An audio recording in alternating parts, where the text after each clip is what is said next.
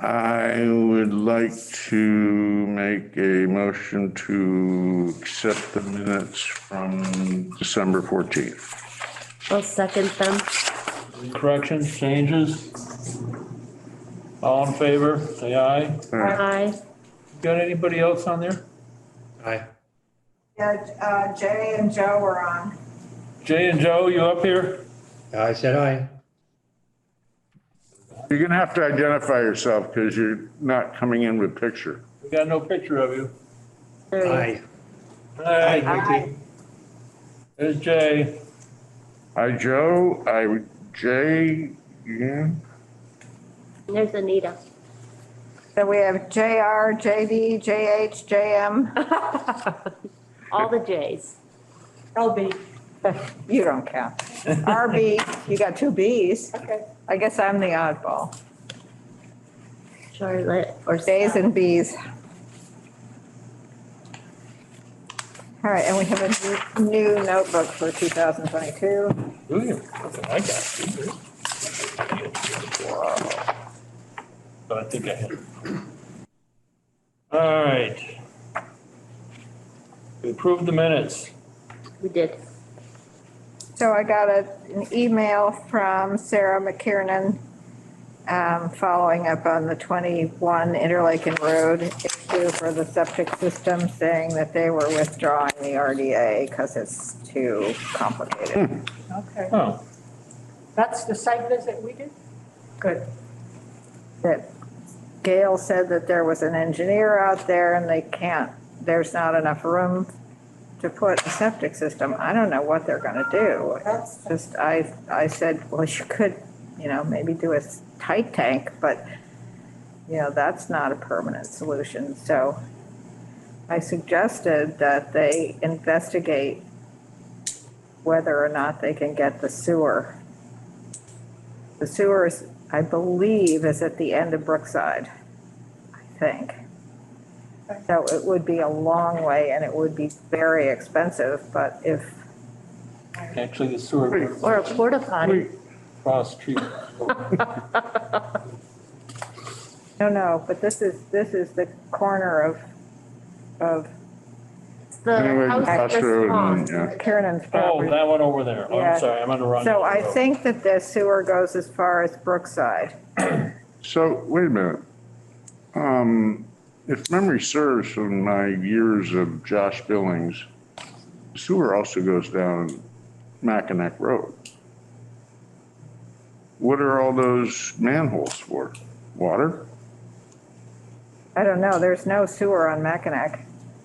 or Hawthorne? You sure? Yeah, Yeah, it doesn't go on that edge of the Not a road. us to figure it out for them. no, it's not. Yeah. But I felt really bad because they've got this house now and they've got a failing septic system. I guess it failed the Title V, I don't know.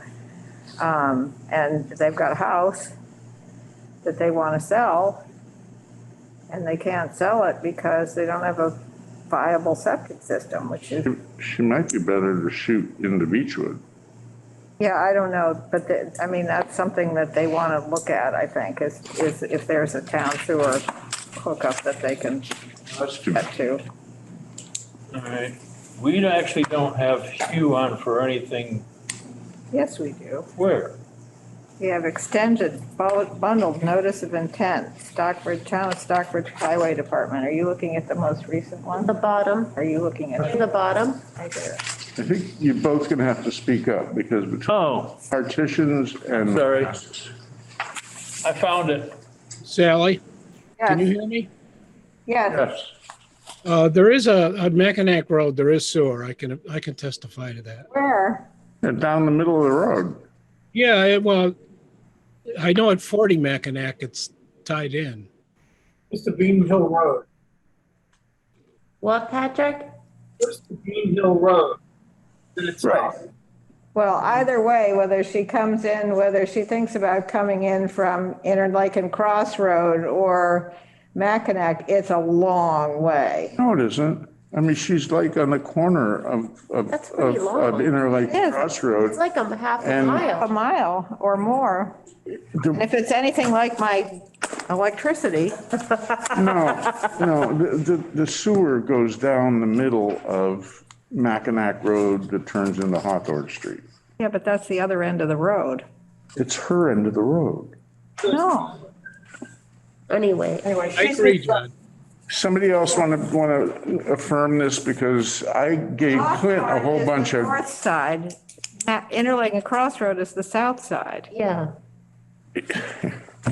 but the sewer goes down the extension of Prospect Hill, down towards Bean Hill Road. Yes, it does, because I remember giving Clint a whole bunch of grief because he didn't quite do the manhole covers quite well enough for me not to get kicked in the butt when I was on my It bike. wasn't, that's nothing in Beechwood is connected, is it?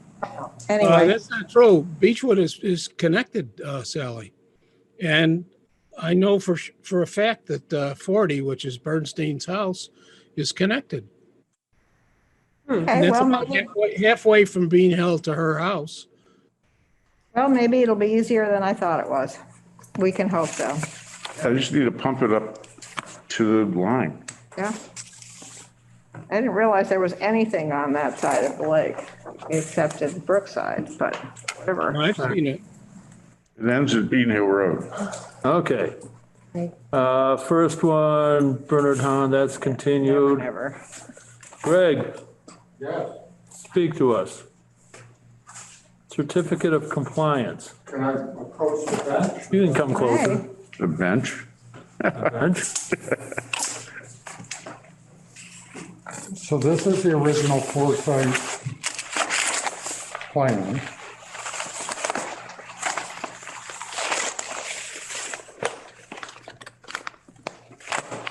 And that's, I mean, there's 3 pages here, but they're all the same. I just made 3 copies of them. I don't need them back. And then, so at the time, this was back in. Acclimate us as to where we are here. Where's the lake? Where's the whatever? The lake is here.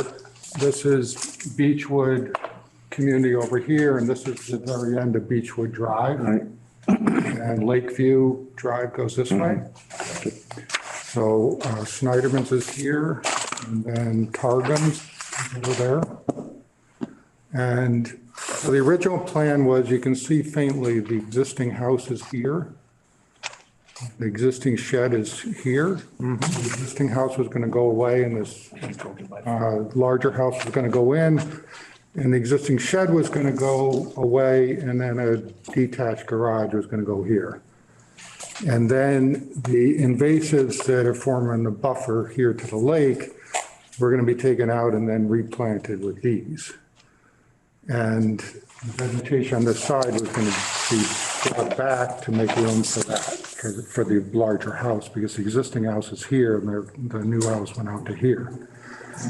So since then, this was 2014, 2015. So at the time, this was approved by this commission, and the site visit was done by Sally and George at the time. And I met with them. So the 3 of us reviewed it for the site visit, and then it was approved after that through Steve Mack and Foresight. So what I've done as of January 3rd of this year, meaning like 8 days ago, We did a site visit, Craig, yeah, so I did. just recently. I Okay. mean, yeah. So that's what these photos, well, this is a shed, but that's back here. So this is over in here, and this is over in here, and then this shows that this buffer of invasives is still there.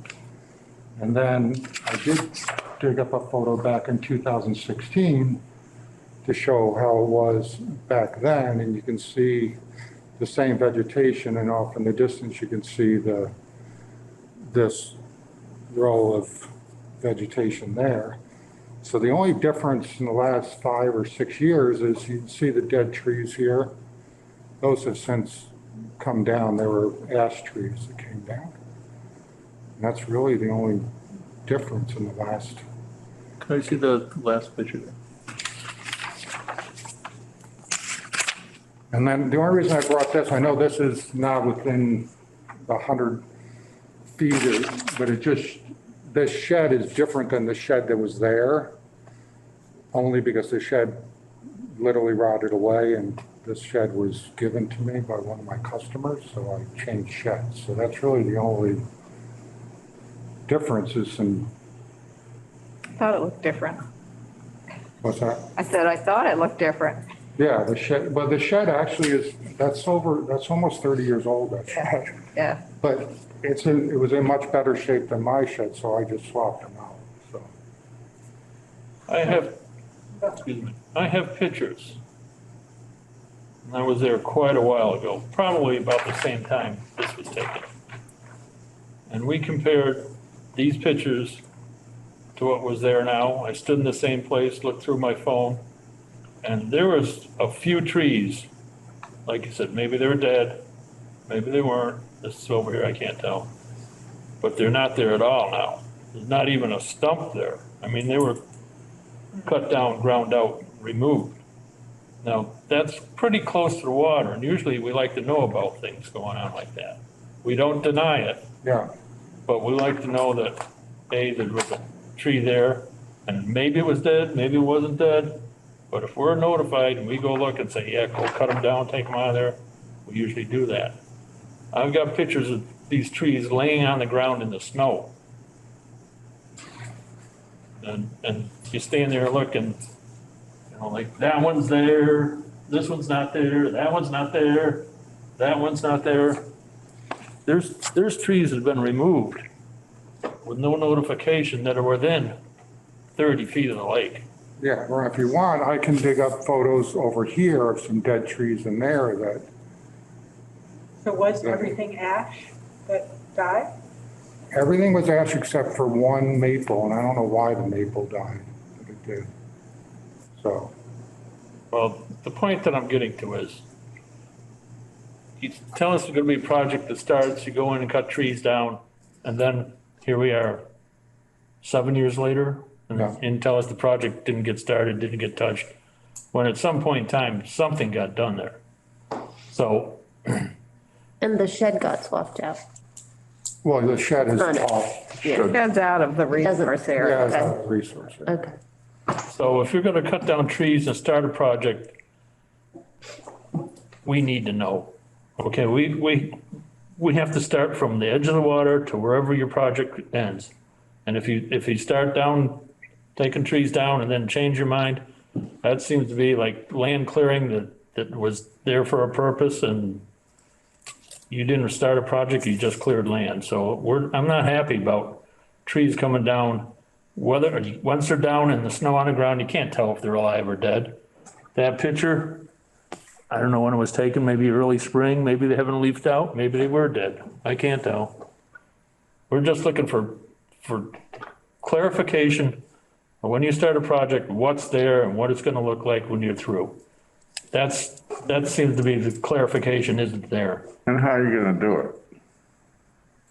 I went down, took pictures. No, I know you No, did. he's asking, how are they gonna do it?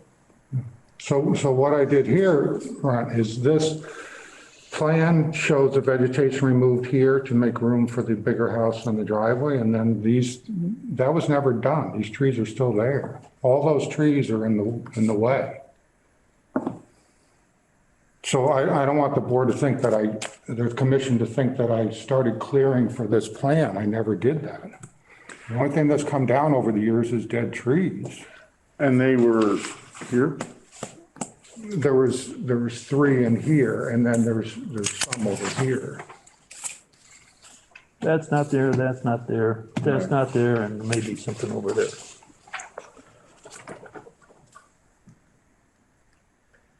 Have any new trees been planted? No. No. Okay. Didn't we go through this at the other end of the lake with you? I don't know where that would be.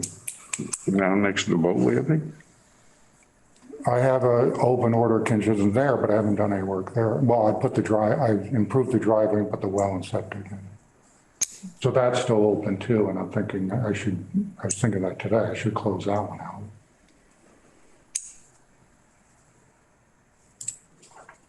I'm amendable to closing this out.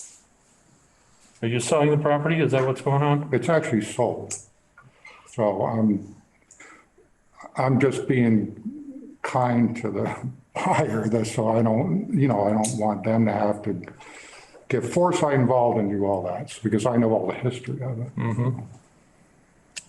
Ron, I can assure you, it was only the trees that have died over the last 8 years of the, that. Well, you could have assured us if we'd known you were gonna take them down. We went and looked at them, said, go for it, Yeah. Make firewood. Yeah, I just didn't want you to think that I went in there on 1 week and took trees down for like this project. No, it was just over the years as trees died, I cleaned them up, and this was taken in the summer, so it wasn't, and I had no reason, because I wasn't doing the project, so I had no reason to expend funds taking trees down. Well, the stumps aren't even there. You spent some money to take the stumps out. Either you dug them out or ground them out. Yeah, some in the yard, I actually I just cut them low and put some soil over. That could have been, we noticed a few high spots, Yeah. but basically there was no sign of stumps. And it's not the time of the year to replant anything. Not today, was it? Let me think for a second on how I want to approach it. I would like to see some trees put back in there. What's the distance? How far were the trees from the? Some of the trees were 50 feet, 30 feet. Yeah. Some were a little further, all easily within 100 feet of the lake, because the whole house is within 100 feet of the water. So replanting makes sense. I would like to see 5 trees stuck in there. Now, maybe you can work a deal with the new homeowner. I don't know what to say. Order of conditions we gotta sign off on. I don't know. Maybe we can wait till spring too. But you give me some sort of commitment that some trees will be planted back in there and we'll settle this thing right now. Okay, where do you want them planted? Approximately where they came out of. Oh, just to go by this photo. Whatever, yeah. I mean, don't block their view, because there was a view there before. Yeah. But there's trees that should go back along the edge of that lake that aren't there. And if we're gonna do that, I would want them to be native wetland trees. Red maples or pines or something, stuff that'll survive, because the ground, it's wet there. Oh, yeah. The whole thing is a foot above the water table, if that. Okay. If you would give us a letter of commitment that 5 trees will be planted, we'll sign off. Okay, I'll send the letter in. Native wetland. Yeah, and I'll just name the species of the trees, and that's a good input of where I'm gonna put them, so I can go by this photo. Yeah. I'm gonna put 3 here, and then I'm gonna put 2 over here. That's fine. Yeah. Great. And Ron, Us- do you want to specify a time, like by a certain date? You gotta have it by June. I mean, Well, no, not in January, but like by June or July yeah, or, by June 1st. Okay. And we'll check. Okay? Okay. And we trust you. Otherwise it'll be real tough the next time you come here. All right, I know the system. Okay? Can you give me a copy of that photo? Greg? Yeah. Got, Thank you. okay? You want this? Nothing's gonna be done with that the way it stands now. If I don't do anything, they'll do a whole new drawing probably. The new owners are probably gonna.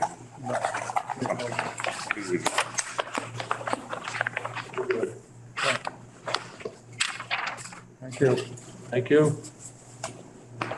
Okay. All right, what do we want to do with this in that case? Do we want to hold off until we receive Can't hear you, Sally. do we want to hold off until we receive the letter? It can be an email, Greg. You can, yeah. All right. To come to me or come to us. And then we'll issue the certificate at the next meeting. Yeah. Okay, so we should. It's in the works, Greg. Who's up here? Area delineation, Jackson. 3 Ice Glen Road. Jackson, you here? Oh, there you are. I'm looking over here. What are you doing here? Ice Glen Road. Is this 3 Ice Glen? Please again? It is, so, I have a question. yep, Um, Dawn to look at. Kendra and Peter Wild, yes. related to the Highland Farm Wilds? I couldn't tell you, I'm not sure. Yeah, I wondered the same thing. Just curious. It's possible, yeah, I'm not sure. Big land. Good evening, my name is Jackson Alberti with Foresight Land Services, here to represent the applicants Kendra and Peter Wild. For this abbreviated notice of resource area delineation at 3 Ice Glen Road. This is requesting confirmation of a wetland delineation performed on March 22nd, 2021. And it's limited specifically to the wetland resource area delineations shown on this site plan, and makes no determination or requests any kind of determination about the wetland resource areas elsewhere on the property. This includes a total of 4 wetland resource area delineation series, consisting of this A series, which delineates the bank, the inland bank of this existing man-made pond. Most of it consists of stone embankments that were placed there on purpose. And then there's a stone wall along this side with a stone spillway built in there. So it's pretty clearly a man-made pond that consists of A1 through A32 wrapping around the pond there. Is there an outlet? Yep, the outlet is the D series intermittent stream here, both banks of which are delineated up until the property line here, at which point it flows down and off the property. And that's flags D1 through D16. This C series here delineates an upstream bordering vegetated wetland with a little ill-defined stream channel that flows down into this pond feeding the man-made pond. And that's delineated by flag C1 through C8. Does this pond have a liner or anything? Not that I'm aware of. I believe it's a natural bottom, so it is a wetland resource area, despite its man-made origin. That's why we've delineated that as inland bank. Where is the area that we had to have replicated? So that is adjacent to the B series wetland, flags B1 through B18. This reflects the conditions that were delineated on March 22nd, 2021. And then we've also shown, strictly for reference, the ongoing wetland replication area here. Basically just to, show that will at some point be a wetland resource area as it develops into a BBW, but we are not requesting a delineation of that ongoing replication area under this ANRAD. And that's pretty much the entirety of the ANRAD. It consists of those 4 delineation series. And So has there been a site visit? no, I don't believe you have been here. I haven't been to see it since they did the work either. The one time we went to look, the gate was locked and we couldn't get in, which is not cool, I might add. We can set up any time you want that I can meet you there to review this area under the enforcement order, as well as the other wetland resource areas, so you can see them in person. Probably pretty frozen over at the moment, but it's visible, I believe. Not tomorrow. No. Not tomorrow. At this time of year, Is there any rush on this? Like anything, What time frame are you dealing with here? I think the new owners are hopeful to do some work in the upland areas of the site, and that's why they're hopeful to Have this cleared up? these boundaries and avoid those Supposed to resources. get warmer after 2 weeks. I don't know if it'll stop. Yeah, but for Friday is supposed to be cold again. Friday's cold again. Yeah, I think they would prefer Next, sooner than later, but I'll leave that. next week, I think it's gonna be, We're not gonna be able to see anything that's gonna tell us anything. I think you'll be able to see the pond and the stream, but these We're wetlands are not gonna, gonna be able to see what else is there. especially, yeah, the enforcement order area, it'll be kind of frozen over and difficult to observe. it's supposed to snow at some point in time too, I think, over the weekend. I hope so. Doesn't get next week, It doesn't 30s. warm. What's today? Yeah, but it's still frozen. The 11th. So yeah, I think they'd be hopeful to do it sometime soon, but again, that's completely up to you and how, you know, if you feel you'd be able to see. Better weather for Thursday or Friday.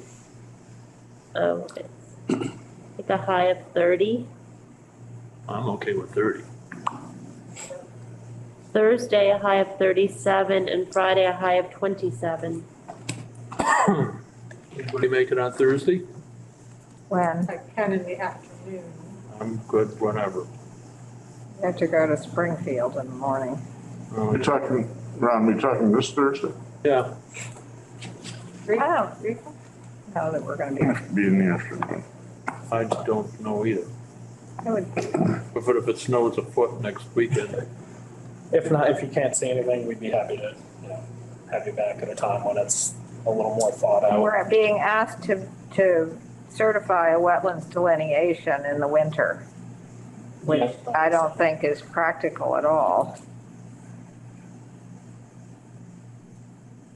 I'm Flags or okay anything? with- Just my We should humble, be able to see some flagging out there, and if we set up a date, I'll be sure to get out there ahead of that and make sure at least a good majority of the flags are visible. You know, this was done almost a year ago, so some of them will probably, lost or mowed or, yeah, Thursday buried in the snow. it's not good for me. It says here 38 and 24 for temperatures, which is not bad, but I've got to be in Springfield at 11, and then I have CPA at 4. So I can't Friday? do 3. Friday I can't do. I got a burn hunt. about next Friday. Next Week? week, maybe. Next Friday? well, we can try for next week. We get heavy snow, we just postpone the whole thing. Yeah, that's, you know, we understand the timing isn't ideal for this kind of thing, so, you know, it's. if the I conditions don't could do permit. Thursday next week, Thursday next week? What's the date, Sally? 20th.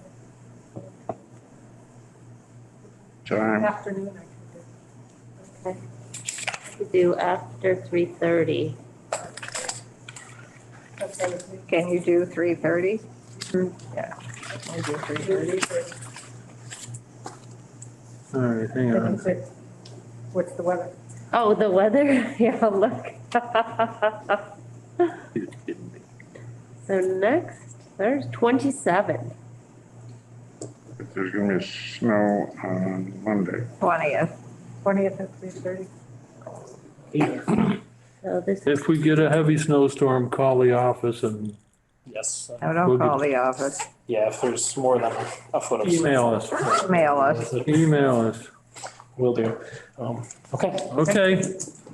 thank you all for your time tonight. Jackson. I'll see you then. What time was that? Next Thursday, the 20th? Yeah, 3:30. I can make sure there's access. Oh, great.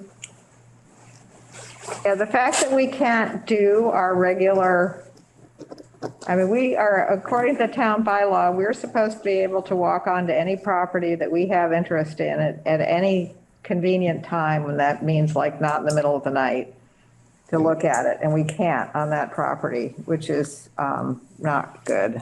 The second gate is actually been open, Okay, so it's been open for a few weeks now. This was, this was last fall. Yeah.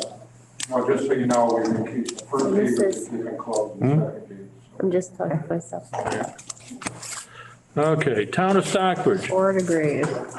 You.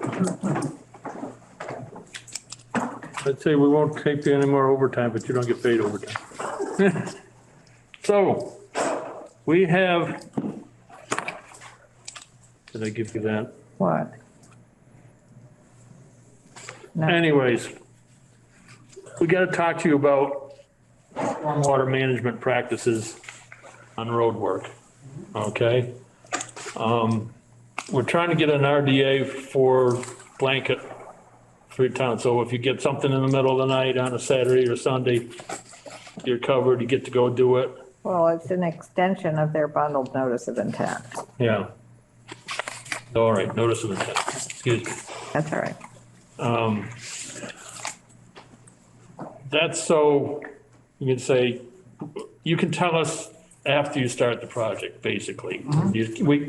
Something's going on a Friday night, or don't wait till, send us an email on Monday morning or something like that without doing some remedial, some sort of collateral damage to clean up the mess or whatever it happens to be. That said, having a little still issue on Hawthorne Road. DEP is into this now. Yeah. Which one's that? It's near 77, the cleanup across from the little pond. Oh, yeah. All right, evidently, I don't know, we must have been a couple-day project. Can I interrupt? I'm sorry. Where is this? Street. Hawthorne Street? Yeah, Hawthorne Street. So I think it's near the entrance to the Frelinghuysen Morris, somewhere in that area. But anyways, DEP's gotten some pictures Yep. of the project as it was left after the first night. Yeah. And now they're questioning the practices of the town to control runoff, siltation, that type of thing, because of the little pond on the other side of the road. And there's also a river that goes through there, that area. I wouldn't call this a river, though. I'd call that, I don't know. Well, that's- Maybe it's a perennial stream. Above that, toward Lennox, there's that stream that goes under the road. The Lily Pond. Goes into Lily Pond. That is, according to the Wetlands Protection Act, that is a river. And, Size doesn't matter, it's the river. yeah, and I don't know if you were around, gosh, now I don't even know how many years ago it was, but it was a few years ago when we had a terrible, terrible storm. And that river went right up over the road. And it went, if you looked at the trees on the west side of the road, you could see trees above the level of the road. 6 feet up is how high the water crested. It took out half the road.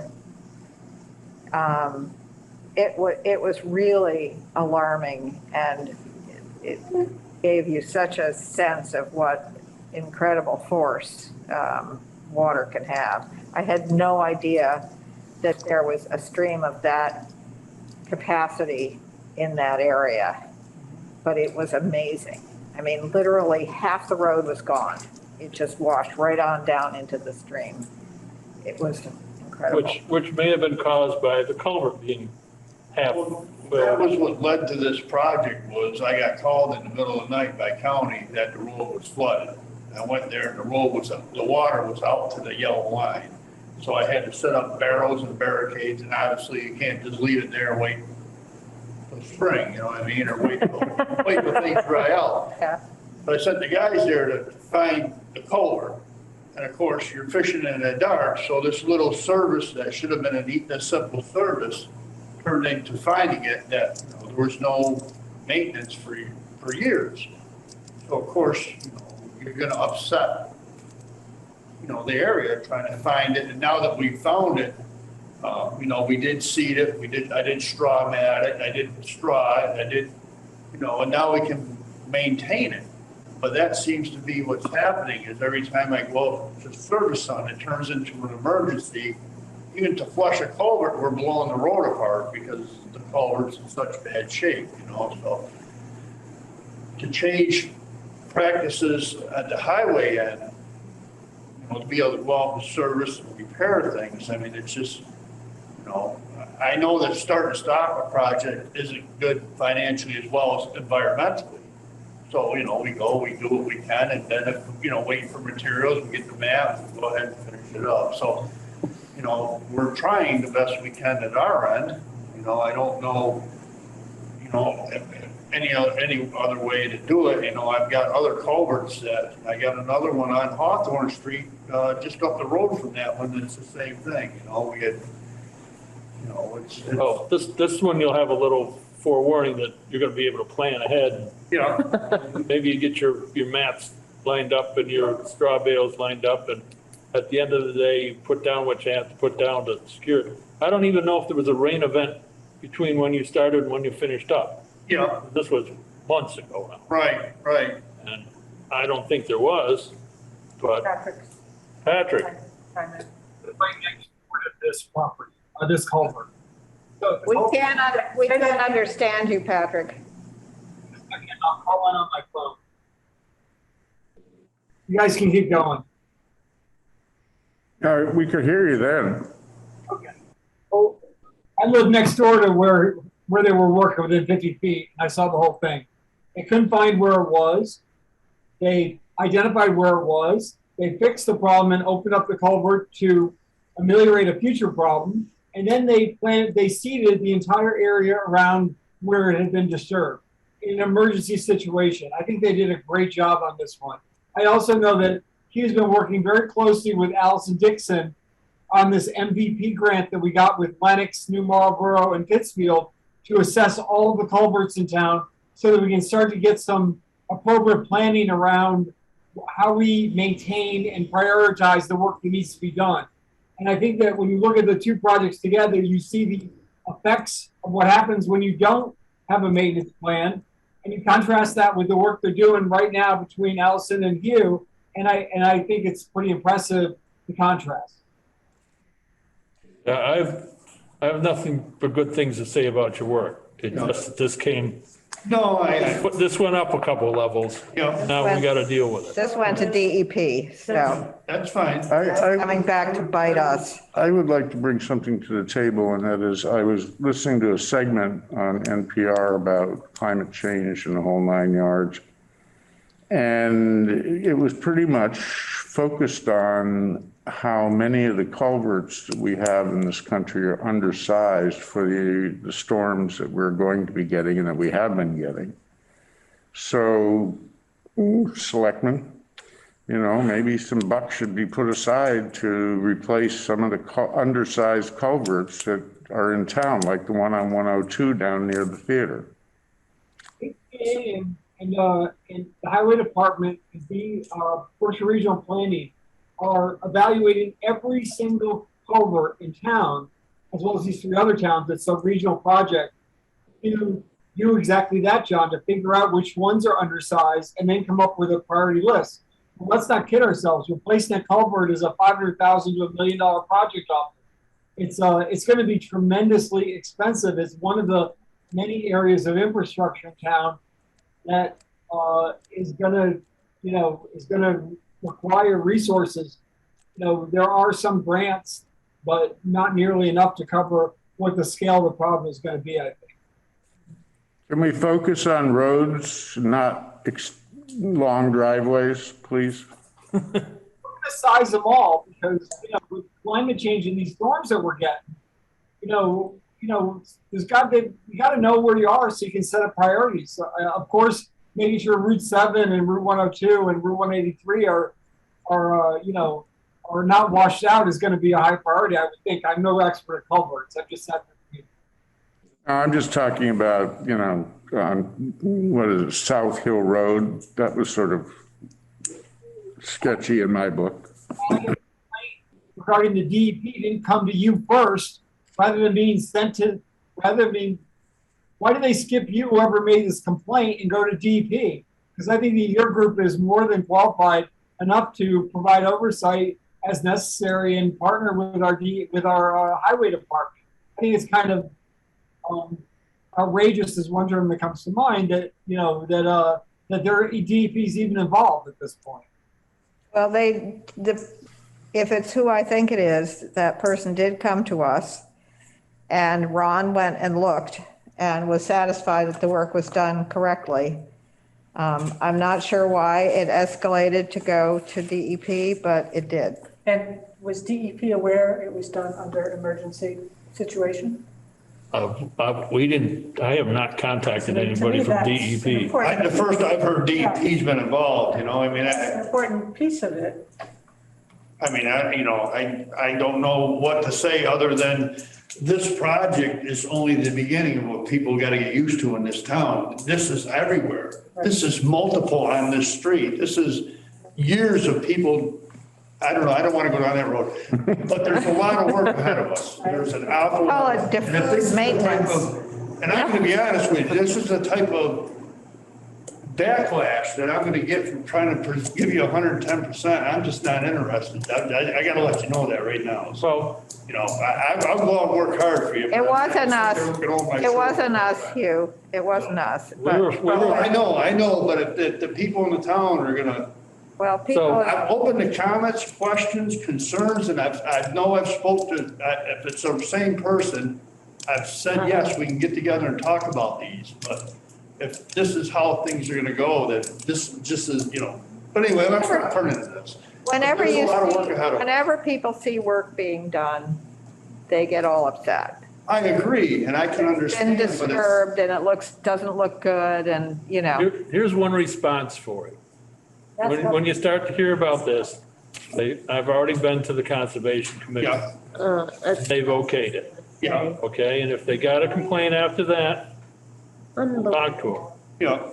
all right? But this is, I'm telling you, there's, it's gonna happen all over Oh, town. I realize, Well, yeah.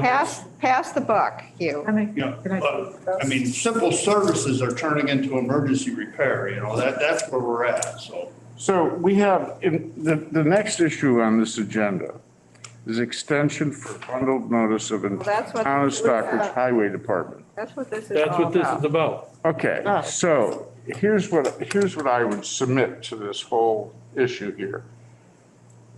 It is obvious that there are crises at certain culverts in town. I know where it is, you know where it is because you've seen it with your own eyes.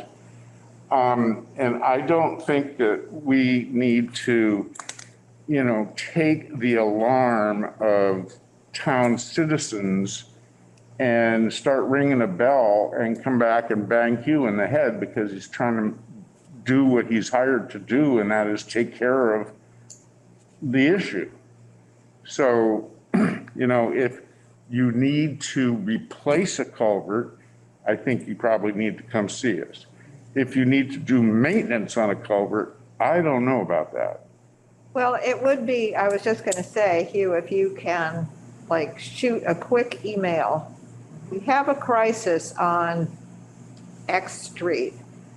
The culvert is backed up, and by the way, thank you so much for being so quick about getting that culvert fixed on Rattlesnake out in front of our new house. Yeah, not to interrupt, there's another one that's been pieced together, it needs, and the one up before it, there's a hole in the road, that would need to be addressed. And they're buried.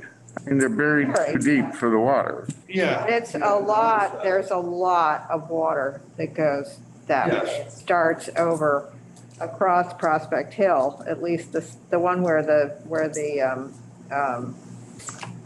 cone is. yeah, Okay, so the one where the cone is starts across Prospect Hill, goes under Prospect Hill, goes through our property, yeah, and then goes under Rattlesnake and goes way down to Campusa Bog. I mean, this is a major water course ultimately. It doesn't run all the time, but it runs, when it does, there's a lot of water. And this year, in particular, our little pond that's out in back of our house dries up every summer. No, Summer, it never dried up. no, those days are over. I've never seen water like that ever in all the years that I've lived in that house, and I'm not going to say how many years that was, but it's a lot. It's only gonna get worse. And it overflowed the bank at time of that pond at times of year where it has never overflowed the bank of the pond. Yeah, That's what's running under Rattlesnake on where the cone is. but that's only one. I know, it's only one. Issues, and it's I understand, but my point is that these kinds of things, these kinds of failures are going on all around town. So when you hear of one of those, like this one has failed, just if you can just shoot a quick email to the Conservation Commission saying, we've just had a failure here, we're out there to fix it. So we don't get phone calls or emails, which we No. always do, of people panicking and going, oh my God, they've just torn up the whole road and, everything is ruined and oh my God, it's terrible. We can say, yes, we know there was an emergency, they had to fix it, and they'll do the best they can. Patrick's trying to check. Oh, that's good. Basically, our share of this grant, we got $100,000.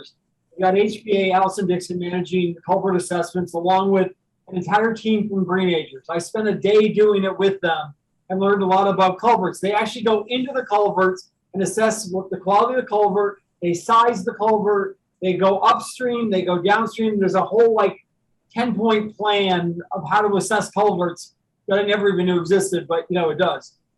So I think what you can look forward to is 12 to 18 months from now, when this grant is completed, we're going to have a prioritized list of what the status of every culvert is. In the meantime, we're facing triage when situations like this come up. And I hope, Hugh, you feel undeterred in dealing with triage situations and emergencies, because this is opinion town. You're always going to get folks who have opinions on one thing or another, but that can't keep the work from getting done. And we actually have a really good plan on culverts that we're in the middle of executing with these experts. So I think we can all feel really good about it. And if you want to learn more about it, just call Allison Dixon at HBA. She's the project lead. She can talk culverts, till you're time for lunch. All right, so Hugh, Thank you. the reason we asked you here today was that we're willing to take the brunt of any criticism that you get, per se. We get it anyways. Yeah. If you're gonna fix something, if it's an emergency, it's an emergency, you fix it. You do the best you can. If you let us know, even if it's the day after you start it, and somebody will drive by and say, yep, he's working on it, we've seen it, and when we get the call, it says, we've been there already, we know what's going on, and it'll be taken care of and corrected. Yeah. I guess that being said, I'm disappointed that I didn't get the opportunity to get the grunt. You know what I mean? I didn't get that up. Nobody approached me. Well, I thought it was done with. You had done it, you'd Right. done the erosion control, we moved on, and then Right. how many months later is this? We get a notice from DEP that they've got pictures of inadequate erosion control around a project. Yeah. I didn't know there were pictures of it. Yeah. The other thing that, I didn't take any. the other thing that I was hoping we could talk to you about briefly is, you know what Phragmites looks like, right? Yes. Yeah. Yes. And so when you're doing whatever work you need to do you wash your vehicles? I had a conversation, Mr. Broker had spoken to me about that. And I guess that's some education that we in our department have got to learn. Yeah. And now that I've talked about it or been talking to about it, Yeah, it makes sense. yeah. But again, that's something, I don't think that it ever was really addressed or educated or understood, Well, that's one of the reasons why we wanted to talk to you, because we haven't talked to you since you took over the job. And there are things like that concern us, because if you go along the road, you'll see how the Phragmites spread. Yeah. And obviously, it's not just highway department that's spreading it. There are birds that spread it and, Right. things like that, other animals. Yeah. But Got it at mine. but during the course of your work, you are often in places where the Phragmites are, or other invasive species. And if your trucks or your equipment carries the seeds or the pods or the whatever they happen to be along with you, then it's just helping to spread the invasive species. The roots are another thing. You dig out roots and you dump them they're just gonna sprout. You can't kill these things. Yep. You know, so you do the best practices you can.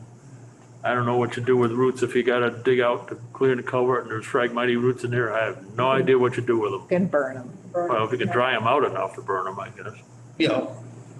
Put the whole thing on where your burn pile is every year and let it, when it's time, the burn pile will take care of them, I think.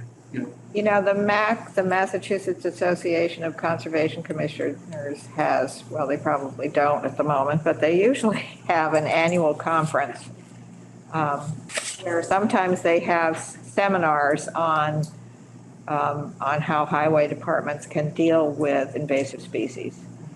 And I haven't seen what this brings. It's usually in March, the first weekend in March. I don't know if they're going to hold it this year. It's online, virtual. Is it virtual? So that would even make it easier. And if you want to go to, it's MACC web.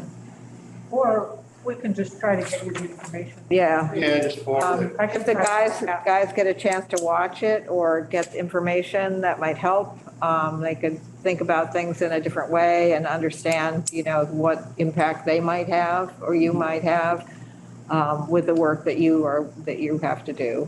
Yeah. I'll see if I can find something. Because I know our roadside mower, we should have that back, hopefully, not too much longer, but, you know, we're talking cells, we're not talking it's everywhere. Yeah. Couple times I've gone over on Larry Wog and beaten them back with a weed whacker, and it doesn't take long, it's good exercise. So maybe the practice for us to do is skip them areas with the machine. Yeah. And just visit them with the weed whacker and rinse them, you know, rinse the heads off or something, you know? So maybe that would be the way to. Yeah. Good luck on Wallace Road. Yeah. Oh, yeah, I know. That would, yeah, maybe we'll visit that with the machine or something. Well, I mean, you can That see, situation will be taken care of after tonight's you meeting. can see how badly it's spread. I mean, Rattlesnake, Route 7, Wallace Road. It's on You know, my I don't know how it got up to my house, but one of the Crazy. drainage ditches to the right side of my driveway, just Phragmite, Yeah. I think not a whole lot. seeds float. I think wind will carry the seeds. Yeah, no, I mean, I went out and I yanked it up, but Yeah. where the hell did they come from? Okay? Anyway. Anybody have any, So thank you for coming in. yes, thank you for what you do. Yes. Thank you. You got an A+ from us. Well, hopefully. You got an A+ or more than us, buddy. Okay? Before we go here, quick question. Can you maybe touch base with Michael regarding whether or not the salting plan that the town and the state came up with 10 or 15 years ago for Campusa Bog is still being implemented by the state? They bought special equipment to put down liquid salt and reduced amounts. And we want to confirm they're still using it. It's been a while and there's been turnover, and it's really important for the bog that we manage the salt flow there. And there was a plan to do that in the early to mid 2000s that they bought special equipment for. But we don't know if they're still using it. I don't know. Actually, I'm glad you brought up salt because there was a lot of study being done in Campusa about what the effect of road salt is. And there was some indication that the Phragmites follow the road salt. Really? Yeah. So I don't know that they ever had a definitive answer to that, but certainly they've done a lot of work in the Adirondacks. The Ausable River Association has been doing a lot of studies of what the effect of road salt is.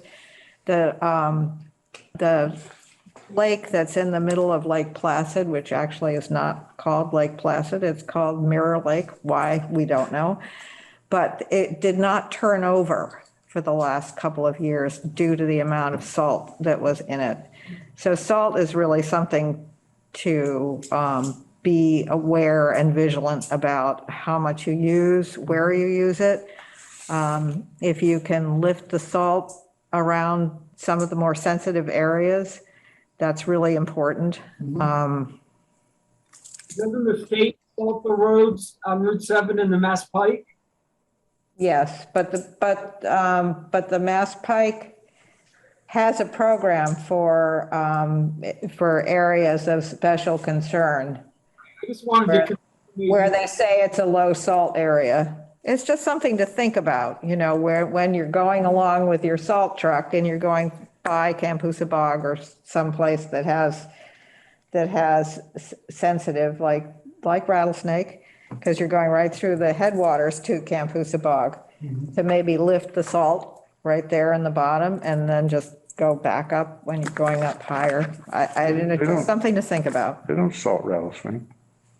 The No. blacktop iron, not the dirt iron. Yeah. There is a little bit in with the stone to keep it from. Right, No, yeah. locking up. That was just, you know, No, I mean, we've been taking snow and ice, well, we've taken a snow and ice class. Unfortunately, with everything else going on, it's just hard to do any class right now. But we're trying to get educated on calibrating our trucks, salt management, you know, we're trying to work that way. It's just good. a lot going on, but we are, it's, you know, it is a concern, so. You know, one thing I noticed that the town doesn't do, that the state does, and that is they come down Route 7 and they stop at the stop sign, and there's this big pile of salt. It's invariable, no matter what stop sign you go to that's on a state highway, there's a big pile of salt. And I don't know, come on. That's where They it don't want you goes. sliding through the stop sign.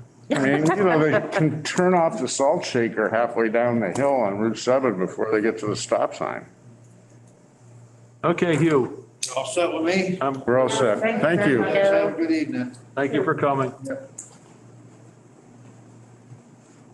So we got this emergency certification from Shannon. She couldn't be here tonight, so I absolutely had a complete and utter brain freeze on this. She said when we went to the Eric Gray property, that in the stream bed, there was a dead tree. I have no memory of that at all. Where are we talking about? Lake. 58 Lake Drive. I don't think I saw it. Was that right? Wait, No, right. I think that's right. I thought I printed it out. Last item combined with town of Stockbridge. What? Say that again? Last item says town of Stockbridge, and then it combines with this thing you're talking about. It looks like it's one agenda item, but it's really two different topics. What? I don't understand what he's saying. A tree cutting? Yeah, the Eric Gray 58 Lake Drive is the last thing. It comes after town of Stockbridge. No, I don't think it was no, the right. we're not there, Patrick. We're on 23 Mackinac Road. I don't know where 23 Mackinac Road is specifically. But she said we did a site visit and that we had seen the tree and it was dead and it was in the stream bed, and I have no memory of it at I all. can't say. I don't remember that. I think I'll go find 23 Mackinac Road. But she tomorrow. said it was Yeah, dead true. and they need to take it down because it's gonna fall on the house. Yeah. House is It's on the right-hand side, I don't think I saw it. color. You don't remember? quite a ways down. No memory of that. Absolutely not a John, you're gonna go by it single bit tomorrow? of memory. Yeah, I will if I can All right. find it. I don't. But we I'll need go by to, it. we need to sign it so they can get rid of the tree, because apparently it's threatening right now. This is an It's emergency already fallen down. I mean, what, falling. oh, And they're going to plant a new tree up on the bank to replace it. And, Native wetland? yeah, and they need to cut it down. She says we looked at it with her. It's a complete blank. You said we looked at it with her and approved taking it down? Yeah, Yeah, if I was there, I don't remember. I don't think. me either. I don't remember. It's a complete blank to me. Do you remember? I thought it was just me.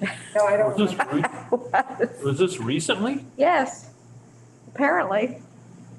And none of us can remember. And none of us can remember it.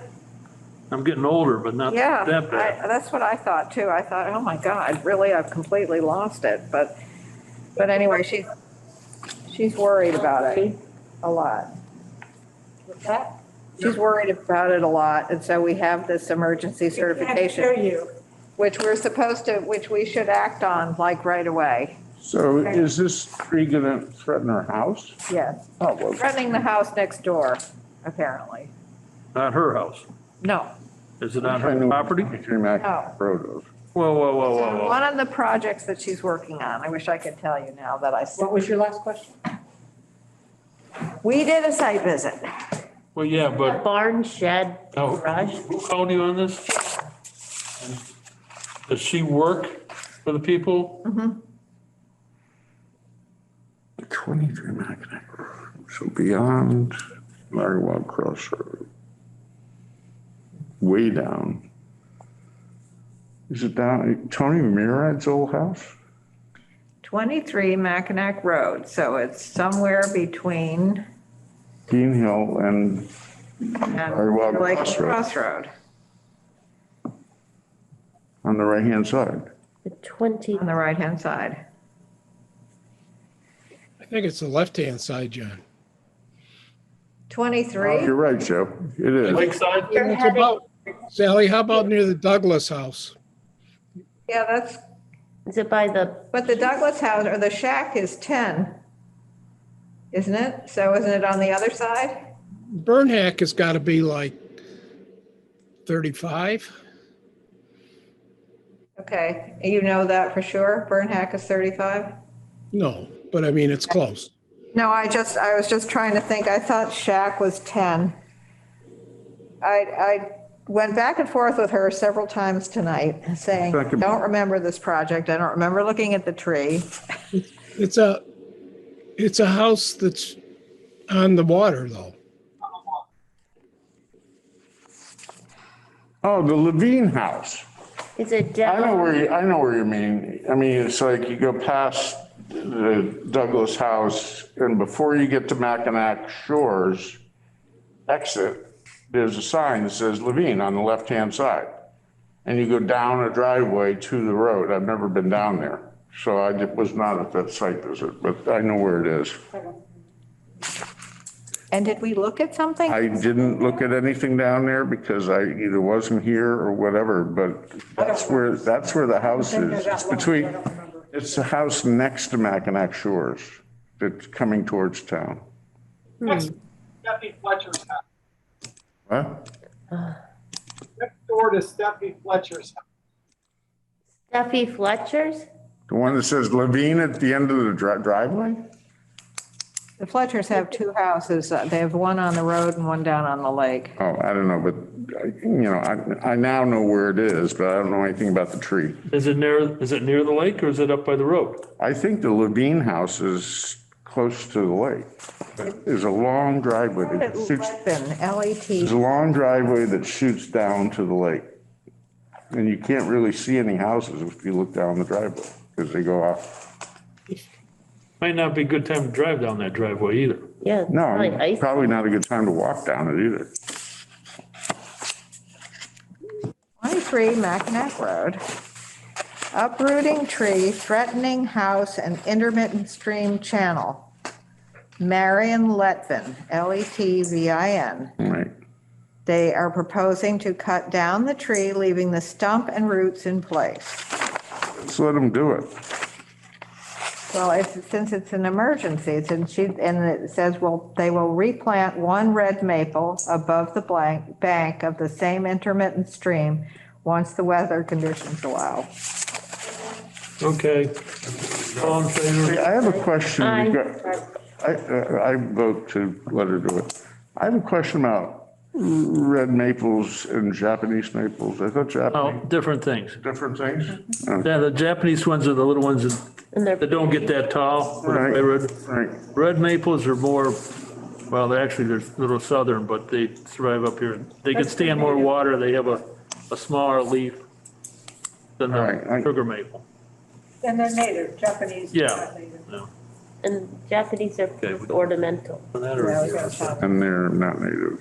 Emergency certification. We also have to sign What's the name, Japanese? We're still waiting to hear. Gave it away, right?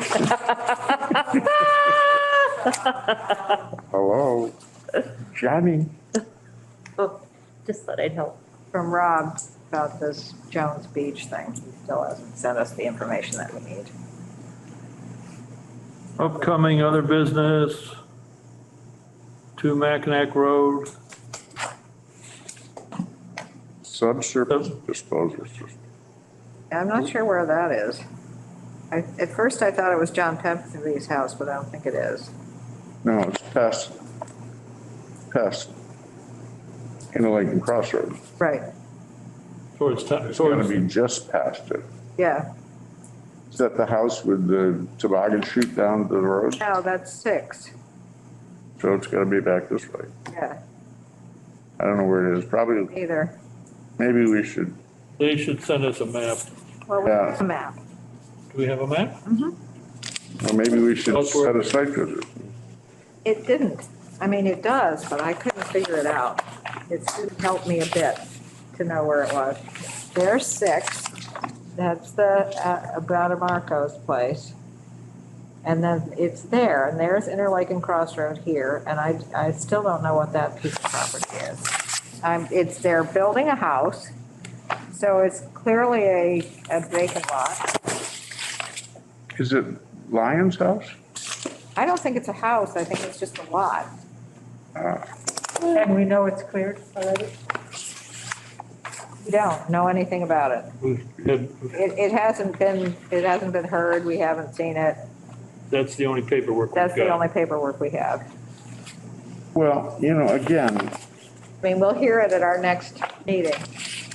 it's sort of across the street from Betsy McKiernan's house. Right, exactly. And I'm sorry, but I maintain that the sewer goes down Prospect or Lake Mackinac or Mackinac Road. I could be so wrong on that. Ask your husband, he's ridden it on a bicycle and gotten his ass. But I just thought there was no sewer on I didn't that road. realize either. Down to Bean Hill Road, and then that's the end of it.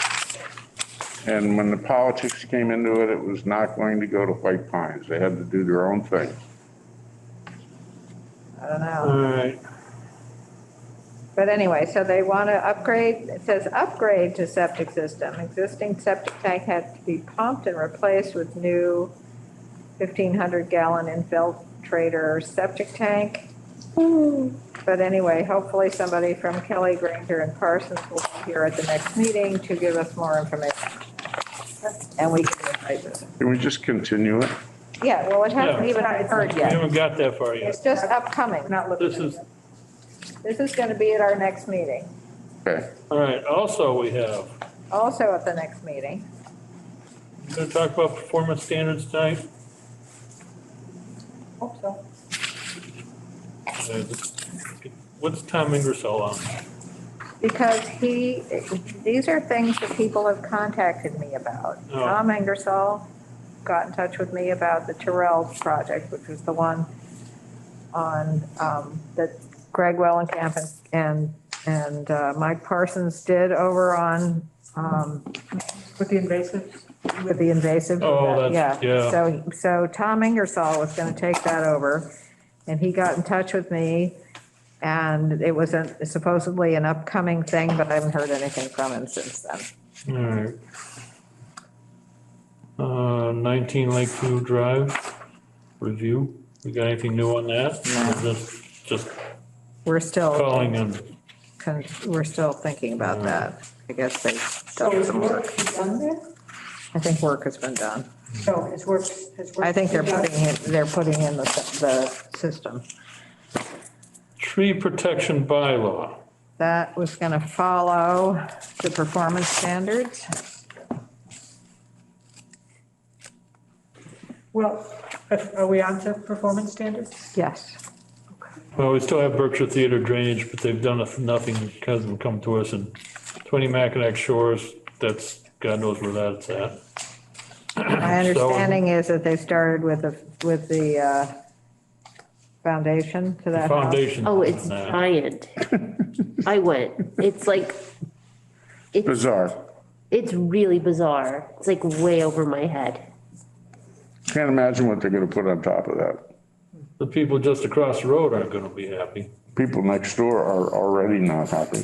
The people next door are just nuts. I mean, they keep trying to figure out how this got So passed. I have a question. We discussed at one point, imposing fines upon that 20 Maconite.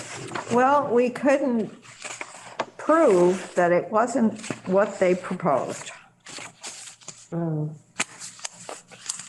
I mean, the excavator and the water on top of 9 boulders. Too late smart, as they say. Thank you, Mel Brooks. So even everything going into the lake is not a violation? I mean, there was quite a bit of stuff just floating right down the hill. Well, every time we said something, they went and They fixed it, puttered around with the erosion control stuff and, okay? you know, we contacted their lawyer, told them to get somebody, told him, her, I don't remember, to get somebody down there, or we would. Yep. So we went down, fluffed up the erosion control stuff, put another bale of hay or straw down. And then we'd go by it after another rain event and Be back, back. It wasn't professionally done. right? That they just don't care. I think that's closer to the truth. I have not been there in over a month now, and I've been going I I have. went a couple of regular. weeks ago. How did it look? It was just, it's all barren and there were 2 men working and I told you that the foundation was over my head. Like I'm standing and it was like over concrete. Just, It's a swimming pool, but Just gonna be 3 stories or so? I don't know, but The I swimming- couldn't figure it out, but it's just, it's 2 different levels. yeah, it's, But how was? and there's, what do you call it? Scaffolding on the edges. And, Probably so they can reach to build the, How was the erosion? Were things, I didn't, it looked okay? I mean, that was. no, it was just all, dirt. And I couldn't get down to the lake because of their trucks and stuff and they kind of didn't want me there. They don't have the right to tell you can't be there. I know, but I just So by also- myself. here we have on January, what, 10th or 13th, or whatever today is, a frozen event. And we have a piece of property like this on the side of the lake. Now, if we have a major rain event, which I don't see in the forecast, but if we did, like we did when the Marion Fathers had their rain event, I mean, Just gonna wash right down. right. Yeah, it's gonna go right across the ice and over the, I mean, so much for what efforts they've made for their erosion control. I mean, that stuff will just all get washed in the lake. yeah, they just used this straw wattles. I mean, they didn't, Yeah, no, to do this for spring, they should have had straw bales all around there that are a foot more tall. right. In my opinion, wattles in that situation are useless. It was cheap. Any rate, so we're not finding them. Okay. Not yet. Not yet. All right. We'll continue to look at it. Yep. Yes. Before we get to performance standards, Patrick and I and Mike Canales were up on the other side of Route 7 from Camp Bog, and Patrick brought something up that I completely forgot about, which I mentioned to you earlier on the phone. And that is that for some reason or another, the ability of us or whomever to paint and eliminate the Phragmites, like up and down Wallace Road and on the east side of Route 7, is hung up. Patrick? Nothing, could you- there's no project on the east side of Route 7. Patrick, can you clarify what we were talking about? Because you were pretty well, I mean, it's been a long time since I dealt with it. There's no, Hard to hear. there's no project that I'm aware of on the east side of Route 7. We have an ongoing project in Camp Bog. We have an ongoing project in Agawam. Right. but nothing on the east side, ever. All right. Because that would be Shaggy Dog, and they've never come to us. Who actually owns Campusa Bog? State. The Marians own some of it. Nature Conservancy owns some, I believe. 6. What is 6? Can't, We can't hear you. We can't hear you, Patrick. can't hear you. Can't hear what-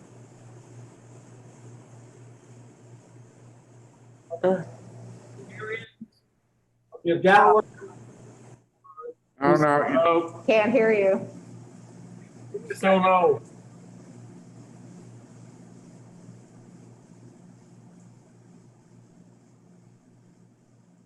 The work that's been proposed in Campusa Bog is in Campusa Bog. It's an ongoing project, but there's nothing that extends beyond Campusa Bog.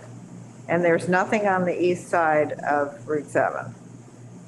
well, there's a lot of Phragmites. Well, there's a lot of Phragmites. I mean, Heron I mean, that goes all the way back to Shaggy Dog and behind. Pond, which it now is fraught with Phragmites everywhere. But there's no proposal to do something about it. What was that? So Patrick, Patrick texting you? plugging in. yeah, we hear you. Sort of. We did for a moment.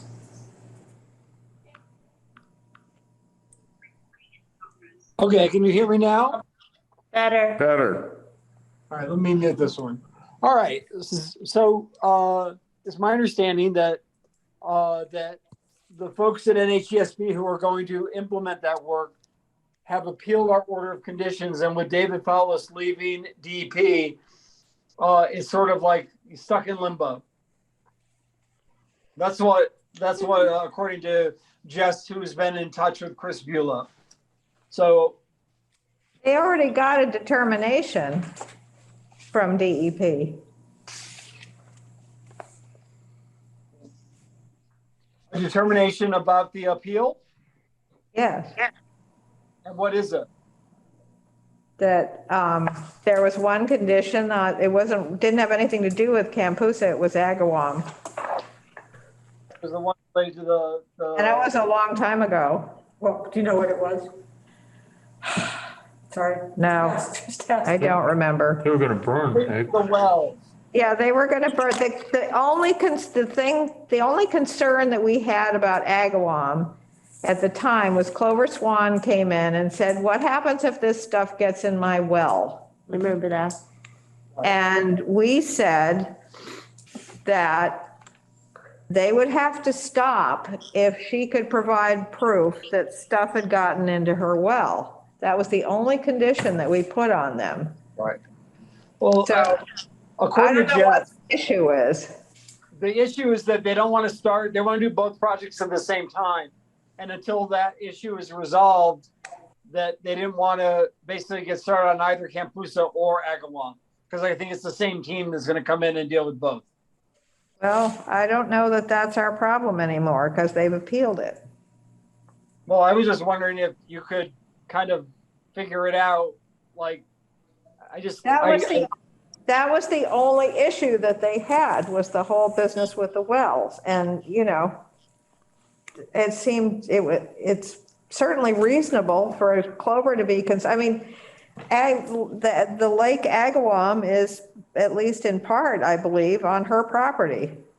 Well, it's reasonable, except that because the same chemical is available in Roundup that is put on in droves by private landowners, there's no cause and effect necessarily that if she finds something in her well, that it is caused by the ounce or two per acre of chemical that NHESB was planning on using. And I think that was I'm not saying that's right. I'm just saying that's the nature of their objection. And I just would hesitate to see this drag on for another year or two, where the bog is in such terrible shape. There shouldn't be any issue.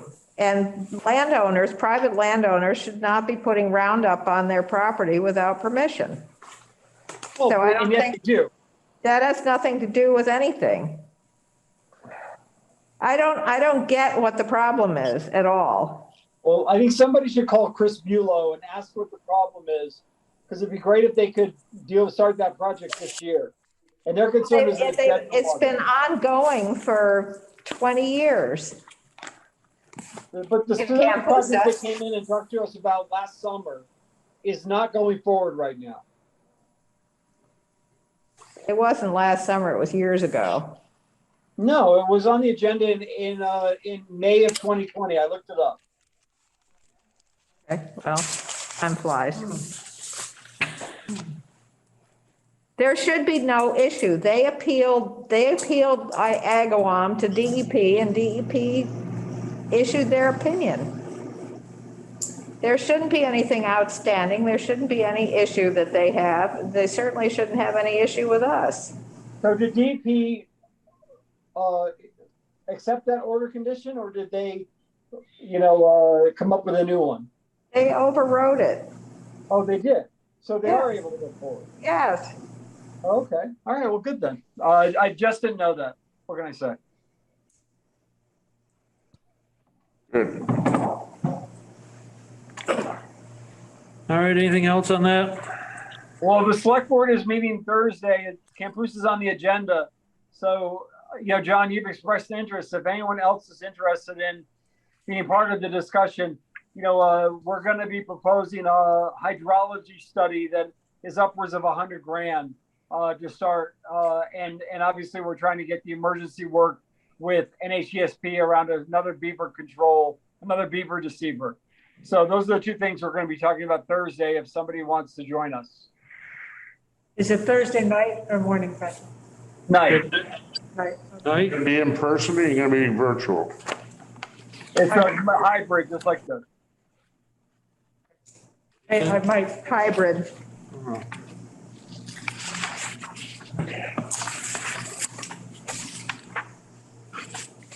All right.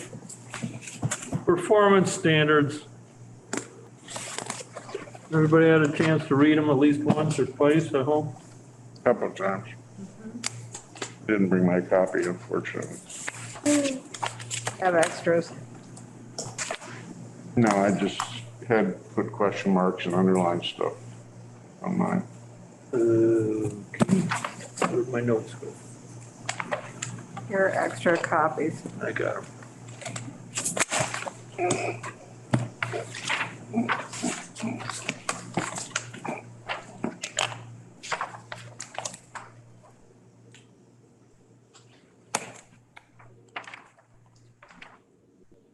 So, you want me to start? Sure. A few things. What, are we going by section? Are you on? What do you want to, I can try to indicate where I am. On the first page, overall, I think it's really good. I really liked it. I think there's a lot in there that will be really helpful. On the first page, the very bottom, number 2, Sally, you had pointed out a discrepancy of 100 feet, 150 feet. So I think we need to bring that to, I think they should be consistent, whether it's 100 or 150 feet. Well, it's 150, the LPOD is 150 feet, so I think this should be 150 feet. Yep, I agree.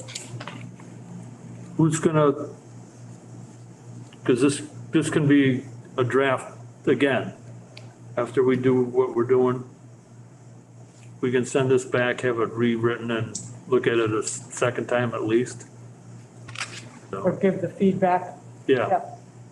there may be something that we change that the lawyer's gonna say, no, no, no.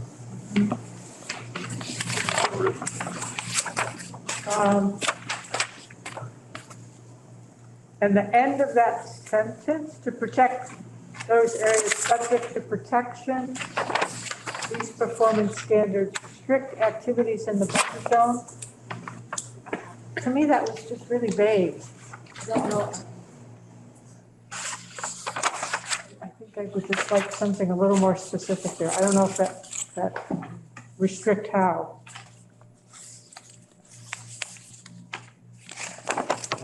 Engineer or a lawyer would probably say the word restrict means we better pay attention to what's going on. Isn't that what section 2 deals with? Performance standards and So restrictions? everything is, that restrict refers to everything else that follows? Yeah, it's section 2. Okay. And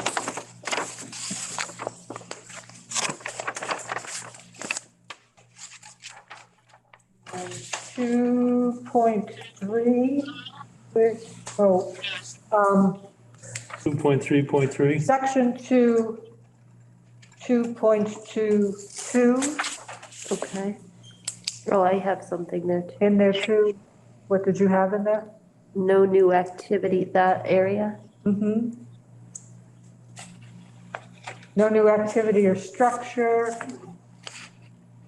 other than the travel or removal of invasive vegetation shall be allowed in the no disturbance area. Is that what you had? Mm-hmm. What was your question there? It was more like how are you gonna remove, Yep, that was my question. I was sort of like confused, maybe just change the wording. Like if you're going in to remove, is that considered new activity? Mm-hmm, mm-hmm. I don't know. No new activity or structure other than the aforesaid travel or removal of invasive vegetation shall be allowed in the no disturbance area.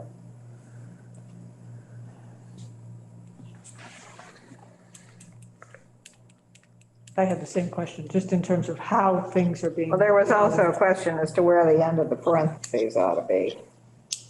So maybe that's what made it confusing.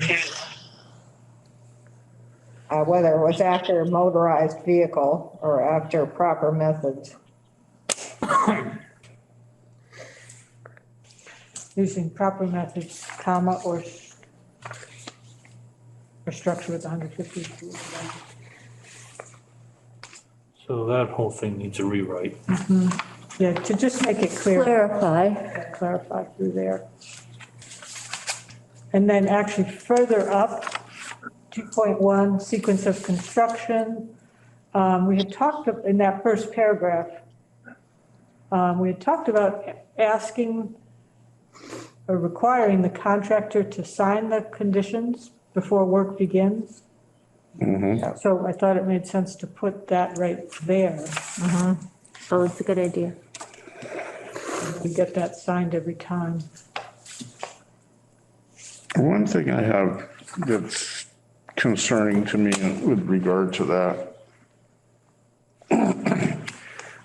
I have not gone down onto the property, that used to be the Reinhold property on, I don't know, whatever it's called, Lake View Drive or whatever on, in Beechwood.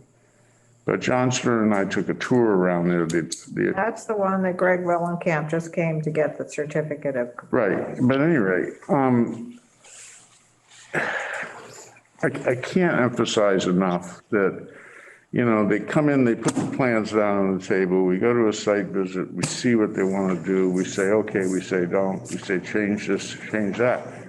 However, the whole thing gets sort of lost until they come in for a certificate of compliance, and I think. Don't necessarily do. I can't hear you. They don't necessarily do that.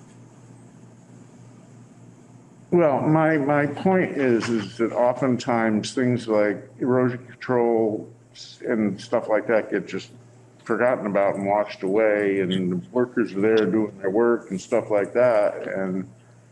So this is our opportunity to say what we want. Correct. So that's where we would put what we want. So I think that it ought to be, there ought to be a stage, whatever that stage is, whether it's like when the house is framed up or when the foundation is put in or whatever, that we go back and take a look-see.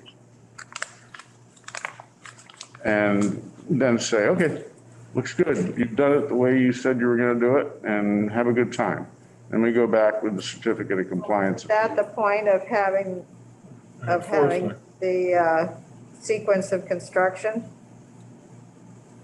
Yeah, But I'm just saying that that ought to be made clear in the sequence of construction language. So give us the wording that you want. Oh, God, you had to say that, didn't you? Okay. I will send it to you tomorrow. Yeah, put the wording in there that you would like, because this is the time. If we have the sequence of construction, we can detail when we want them to inform us. Correct. Come and look and see that they've done what they said they were gonna do. Yeah, like a time Because table. we can't count on them applying for a certificate of compliance. They just plain don't do it, in spite of the fact that they are required in the order of conditions to do it. They just don't. What happens to their deed? Well, that's the only time they do it. That's why they come in 20 years later or 30 years later and they say, oh my God, oh my God, oh my God, we need a certificate of compliance because we're selling the property. So this is our opportunity. But it can be so long from when they did the project that you don't have any idea whether it was anything like, or if you have one of the projects that we have, this project that just came through for White All right, Pine. well, obviously in that language, there needs to be, They've got 2 open orders of conditions for White Pines from 1986. well, let's not go there. I mean, there needs to be language put in here about, a midterm site visit and certificate of compliance needs to be submitted upon completion of the They project. already have that. But Well, then we did somehow or another needs to be, there's no penalty for them not doing it.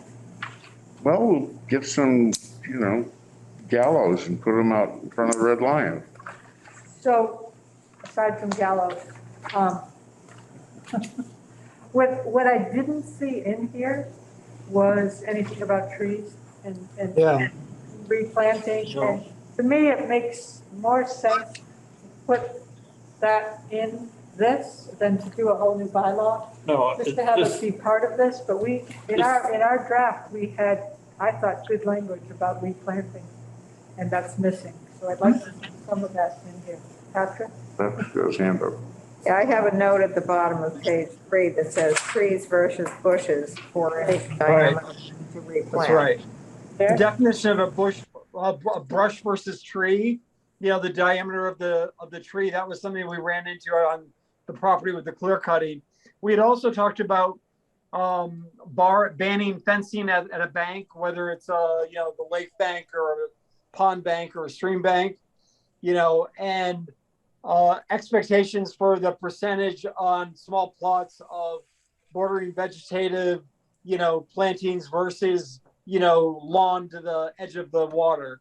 Say that again? Say that one again? We talked about kind of plantings at the water's edge and what percentage on these very small lots, what the expectation was for the buffer zone planting versus lawn.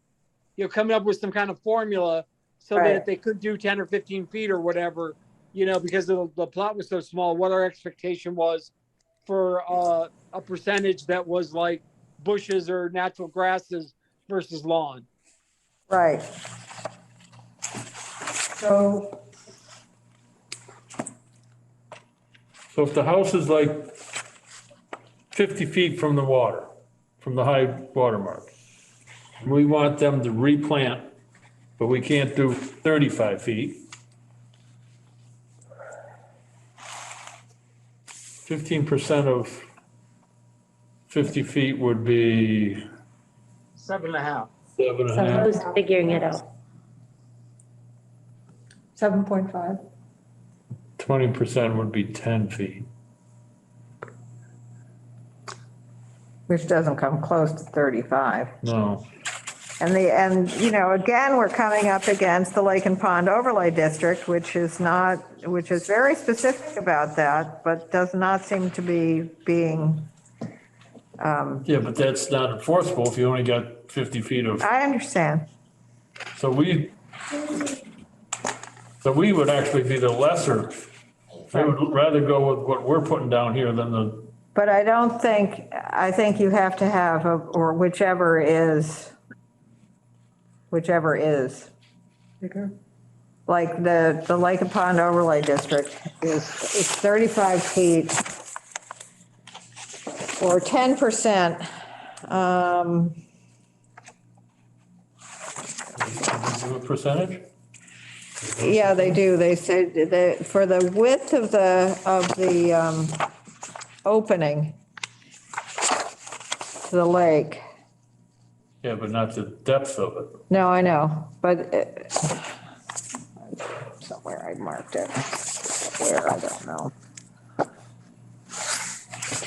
But when they're accessing the lake or the river, there's a thing about how they have to meet 35 feet or 10% of the lakefront, whichever is less.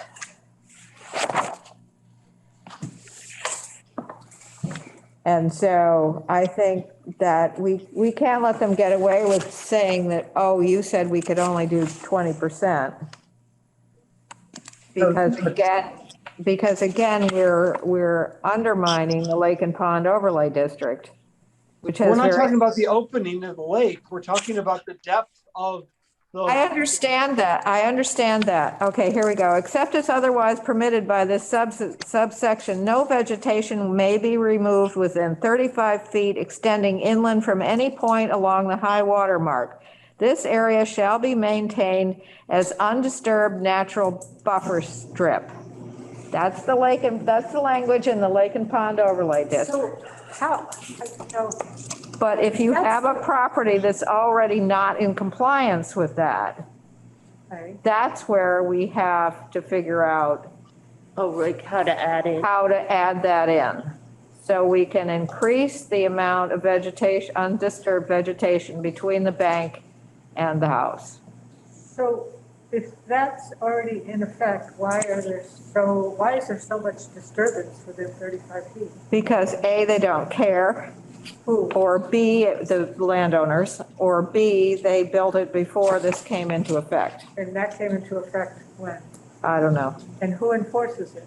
The planning board. But they don't. But they don't. So and we're not able to enforce it? No, but I think we don't want to, we tell them that that's what's in the Lake and Pond Overlay District, but if they don't go before the planning board, Okay, so why don't we just put the same thing in ours? well, I think we should. Can we? But that was one of the things that Is that a yes?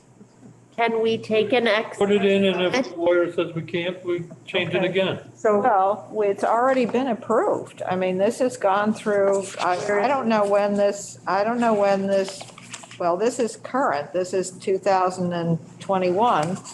And I don't know when that revision went through, but, I mean, it's been amended in 2013, 2009, 7, 6, 4, 3, 2, 1. I don't know when that went in. what page is it? It's page 46. You've got a copy of the Is it this? bylaws right there. So does it, no, it's here. So is it, they're gonna come in banging the can of invasives like bittersweet and Right. stuff. So there needs to be some provision for that. Well, I think that's another can of worms. But one of the things that I'm concerned about is that we not be at cross purposes with the, Right. No, it'd be nice to be consistent, right. but they have, and just But- include it in here. If we have a house that's 50 feet from the lake that was built in 19, whatever, But then they could It's- negotiate with us. it's now too late to get the 35 feet because the house is too close to the lake. Right. Like this house that we're getting the certificate on, that's way too close to the lake to get 35 feet of, Well, but we also Understood. have Lake Drive, 19 Lake Drive with the clear. Right. Where we could have. if but this they is- are 30, they do have 35 feet of Are they prescribed, yeah. So, so I mean, personally, I think that that's a really important thing to to have be consistent between what we do and what the planning board does. Agreed. That the no vegetation may be removed within this 35-foot extending inland from any point along the high water mark. This area shall be maintained. It doesn't say may, it says shall be maintained as an undisturbed natural buffer strip. Then for purpose of water access, a contiguous clear-cut opening in the buffer strip not to exceed 35 feet within the width, or 20% of the lot's frontage along the water, whichever is less, shall be permitted. And that's all page 46? Yep. Such opening shall not be less than 30 degrees from perpendicular to the water's edge. So in other words, you're not supposed to have access to the lake that goes straight from the house to the lake. It's supposed to be on a 30-degree angle. Yep. It can't be more than 35 feet wide. Okay. And, you know, I think when we run up against something that's already not compliant with that provision, that's when we need to figure out what we're asking for. Right, but in terms of this is So, going forward. so we duplicate that. Yep. And then the next sentence is unless these requirements Cannot be met. cannot be met, at which time we enforce 20% or, Yeah, okay. What about dead trees? well, we're making them replant some live ones, maybe. No, well, yeah, but I mean, are they gonna come to us before cutting down a dead tree? Yeah. If I walked out there, No, John, I go out quite often to look at trees. They're not required That's dead. by the Lake and Pond Overlay District. That's exempt from taking down dead trees is exempt in But the. Well, I haven't not in the exempted Wetlands anybody. Protection No, Act. right, but it is, Protection, it's- but they go to the planning board and the planning board says, you can take down any dead trees you want. Right, They don't come to us. they're supposed to. well, the thing is what the planning. I get the ones, well, it's an ash tree, it's gonna die anyways. The planning board needs to say, you know, you can't dig up the stump. So in this buffer section, I'd like to add the Lake and Pond overlay, add the fencing, for wildlife habitat, Patrick? Yeah. Okay. Well, Yeah, that's, obviously, we don't want fencing that, basically goose fencing that prevents, the That's in, migration. It's much better to use bushes than fencing. okay. the fencing, you're required to allow for wildlife passage. You cannot have solid fencing. Right, but it'd be nice to have it in here too. Right. It's somewhere in the Wetlands Protection Act. And I would like to add our language about trees. Yes. 25% or 75% survivability. To define shrubs or brush from trees. So I'll look up the definition between a tree and a tree. Yeah, it's like if You it's, want to put it in the same, even if it's an invasive tree, let's say it's has a 4-inch diameter stump. If you went through and cut every 4-inch diameter stump in some of these places, you clear cut. Right, right. So they should be considered a tree and you have to And you have to replant with a replace it. native species. Yep, okay. I think we need to have some sort of process, which I think now is pretty loosey-goosey, about the removal of invasive species. Because as you just said, there are banks, there's this bank that we were just looking at, getting the certificate of compliance, the entire bank is invasive species. Yeah. So if we say, oh, sure, you can just take away the invasive species, No, you have to. you have clear cut the bank. Right, no, you have to replace. But there's clear cutting and yanking them up with an excavator are two different things. Yeah, but I don't believe that you're allowed to cut at all under the LPOD. And, basically, under the Wetlands Protection Act, you have to show an improvement. So it's not an improvement to just remove the invasives. Right. You also have to do some replanting. Like killing Eurasian milfoil. Anyway, say it again. Like killing Eurasian milfoil. Right. not going there. Let's not go there. We're not going there tonight. But, also on the same section, number 3, I just have a hard time with landowners shall minimize. I think we Yeah, just. I've got that. Not used. Yeah, strike. The development of lots under LPOD says the minimum setback from the high water mark for buildings and structures shall be 100 feet. The minimum lot coverage by buildings, structures, or impermeable surfaces within the LPOD shall be 15% of the total lot area within the LPOD. And all driveway, parking, and loading areas shall be constructed of permeable materials. That's within the 100 feet or? That is the development of lots, land use and development standards under the LPOD. And natural vegetation shall be maintained on at least 75% of the total lot within the LPOD. Grading shall not result in creation of slopes greater than 20% within the LPOD. Activities that result in slopes exceeding 10% shall incorporate the use of staked hay bales, which should say straw.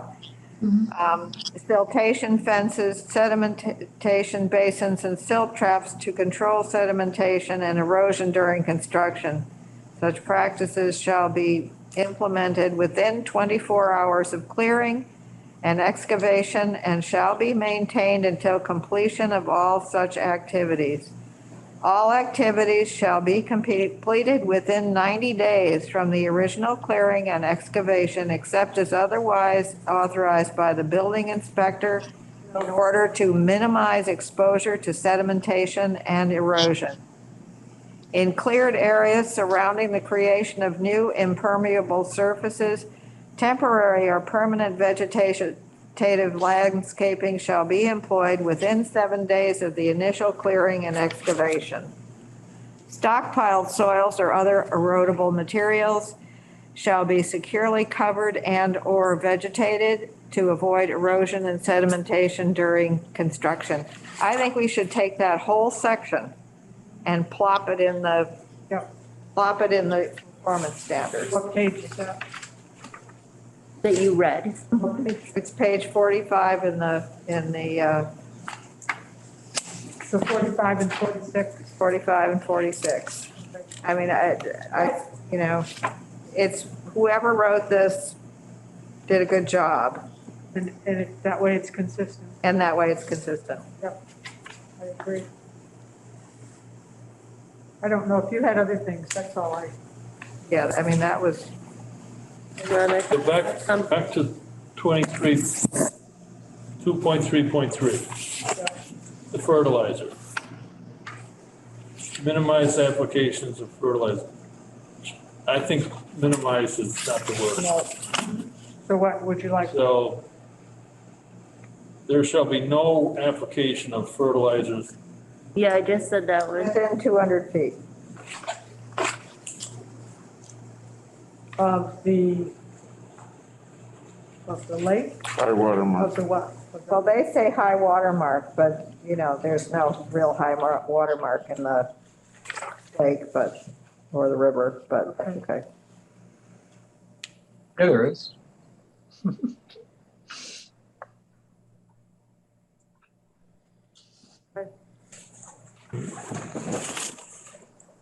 So, Continuing on. that's all I have. And in page 5, Where? 5, we need to storage of fill and snow. We talked about adding in yard debris. Oh, right. Because remember we had that guy with the grass or something? He was dumping. Yeah, the people down on Goodrich Street keep hopping up and down because their neighbors are dumping yard debris in the wetland. Well, we saw that. Yeah.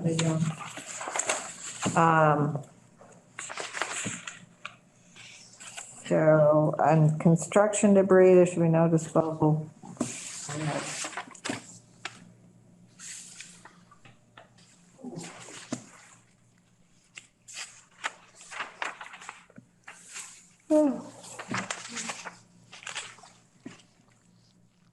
On page 6, I had big notes saying LPOD 150 feet, no, on 2.10. For construction. Not quite sure why I was all excited about that, but apparently I was. Page, there you go. Page 6. 2.10, you sure you weren't thinking about page 1? 150 feet. Okay. No disposal or burial of construction debris within the buffer zone unless approved by the commission under the filing.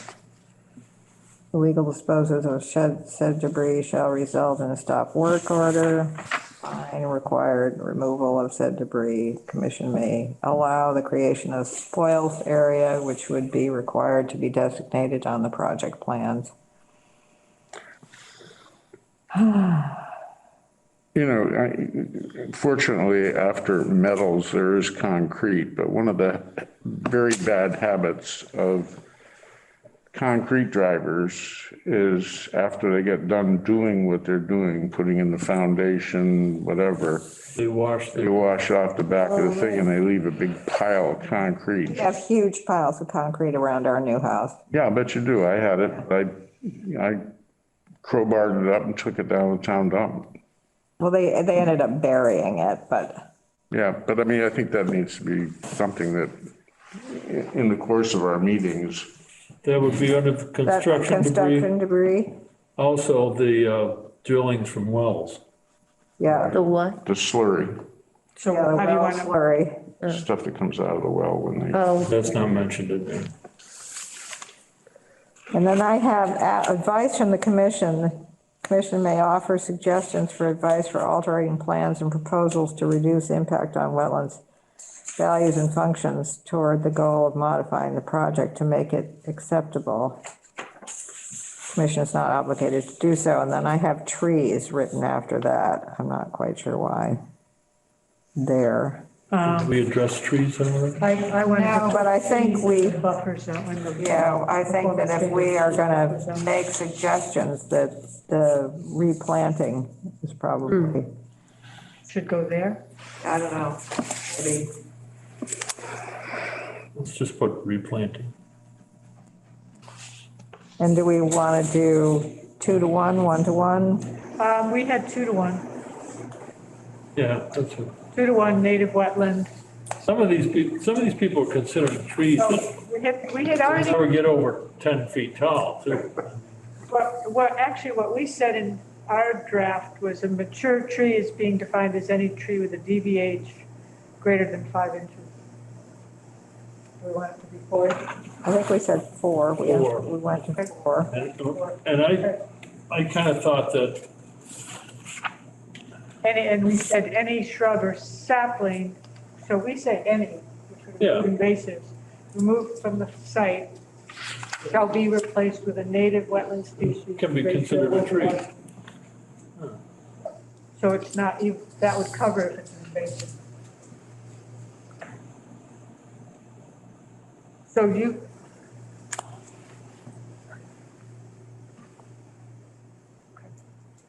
I put the trees in under. They can go anywhere. I don't have any, Care where they go. I don't care.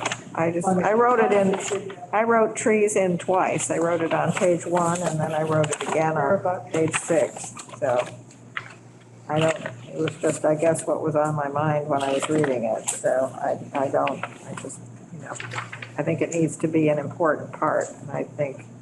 on page 7, the applicant must provide a construction sequence which includes progress reports on the construction, planting, and growth of vegetation within replacement area. So that kind of fits into the, I just want there to be a specific, like. sequence of events, yeah. Yeah, sequence of events. Okay, you come in here, you put the plan down. Plan comes down. At some point during that construction, it would be nice to be able to go and see that the plan is being followed. Period. Same with the planting and vegetation. Exactly. They can't go, well, we planted those 6 trees, we're all done. Right. Well, we go in and look and there's 6 trees that are, can say, no, no, no. I think what we forget a lot of times is, the engineers deal with us. The contractor builder guy doesn't deal with us, except but they will. except on rare occasions. But they will if they sign the order of conditions. What we're gonna put in Right. there. And I think that's imperative. But I think that they also need to know that there comes a point where we need to go check it out. Usually, I would say after the foundation is in. So, Yeah, but look at, foundation you want to look at, that I could see was, Well, I mean, Gotta go And look at that. the disaster to the disaster to the lake has already happened. yeah, well, okay, then, So maybe, I don't think that would have worked on 20 Mackinac Shores. okay, then what would have, I mean, we were there, we were all over them. Right. And the foundation has been put in. Saying, how do we determine, we need to figure out a way to state how we determine when we want to go and look at it. Like they started, we didn't have the sequence of events, which No, we could have had. There wasn't a plan. And that would have helped a lot. Too soon old, too late smart. And if we had the review period, we wouldn't be in the mess we're in at 20 Mackinac Shore. Correct. Or 19, whatever it is. So, yeah, it's great. I think the sequence of events from the start. Sequence of events from start to foundation. Foundation to building, But what if building to finish. what if they make a big mess on the lake front, the way they did with 20 Mackinac Shores?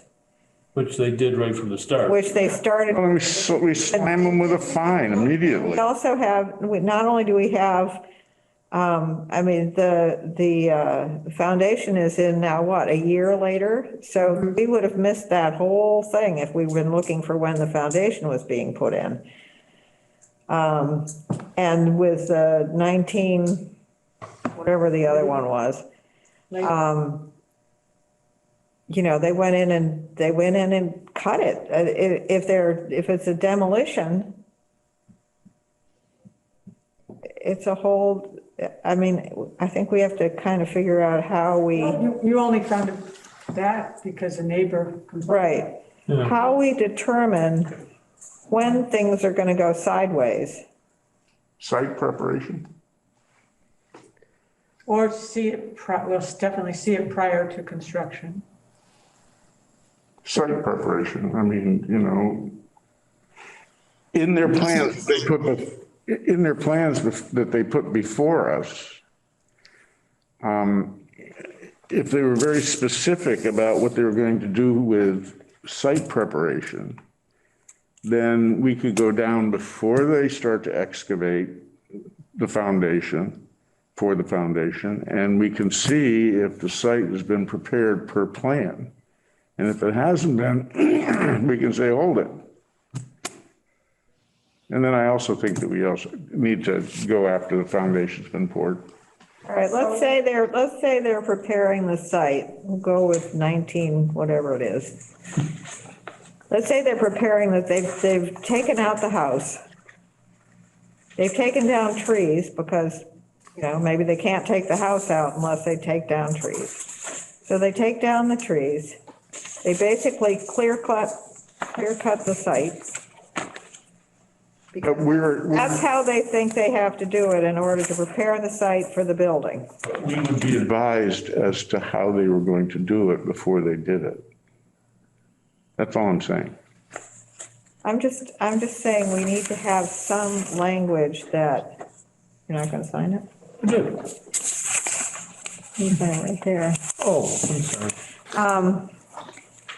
I thought I said that. We need to have some language as to how we're going to require when they have to tell us to come and see it. And I don't know how we can be consistent with that. You understand what I'm saying? I do understand what you're saying, but I think it's a matter of, I mean, there's some phases that go on in building, as you know, and I know. And that is, you know, you got the land. You come in here, you put the plan down on the table as to what you're gonna do. And then you ask the contractor or you ask the engineer, you know, how are you gonna prepare the site? And if it's not written down on the plan, you know, we say, go back and write it down on the plan and come back. So can I make a proposal? Because Yes, ma'am. we've talked about this for a lot. I would propose, write up what you think the sequence is and bring it back for everybody. Oh, she's going to put this on me, huh? I don't know what other people think, but I think if we have something written. Yeah. Then we can tease it out. I'm just, I know, to some degree, I'm just trying to be devil's advocate as how we practically move forward with this. With what? With anything, you know, like how do we require them to, I mean, a lot of the things that we encounter that make us so crazy are things that are supposedly already covered. Like that they're supposed to come in for the certificate of compliance when the work is done. It is in the order of conditions. Right, and So what happens if they don't either care or read the order of conditions? Because it goes from the engineer to the contractor. The contractor builds the thing. The engineer is long gone. They have nothing to do with it anymore. So the things that they know, that they read in the order of conditions are no longer their problem. The contractor is not going to give a damn one way or the other whether anybody applies for the certificate of compliance when the work's done. just wants his paycheck. Yeah, he gets his paycheck and he's gone. He does this part of it or he does that part of it. He's got plumbers and he's got builders and he's got electricians and he's got this, that, and the other thing, people coming into the house. Ultimately, it has to fall on the landowner. Right, but you know what? Remember Tublitz? Tublitz used to insist that the engineer or whomever was in here before us had a letter signed by the property owner saying that they were the agent for the property owner. So that when it came time for violations, it fell back on that guy and ultimately back on the homeowner. But they have to sign the notice of intent. Who does? The homeowner, the landowner, signs the notice of intent saying he knows what's been proposed. Could we Well, have, I'm processing that. Right. Because the landowner doesn't give a damn.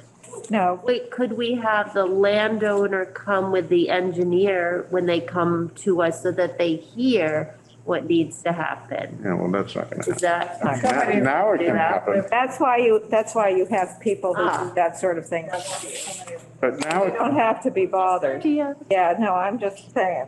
But the problem comes like on Ice Glen Road when 20 years later and they're like, oh, we forgot to do this. And, Well, They didn't forget, they just didn't. I know, they didn't want to, but, it's usually with that selling There'd be some process, sort it's of like, penalty or yeah. before they get some sort of paperwork they have to sign off on. Well, Maybe before they get their that would occupancy permit or something. That would theoretically be the certificate of compliance, but it may be, I don't know how we can tie the certificate of occupancy with the certificate of compliance. I don't know if But you can. theoretically, you shouldn't be able to get your certificate of occupancy until you've completed the project, which is at the time when you are supposed to be applying for the certificate of compliance. The key word in what you just said was theoretically. Yes, Ned on that. Yeah, I'll talk to Ned. I mean, if we could tie the certificate of compliance to the certificate of occupancy, then Then you have owner would have to know that they did or did not do what they said they were going to do. I don't know. Is there a form for certificate? We have a planning board person sitting right there. I don't know. What are we doing?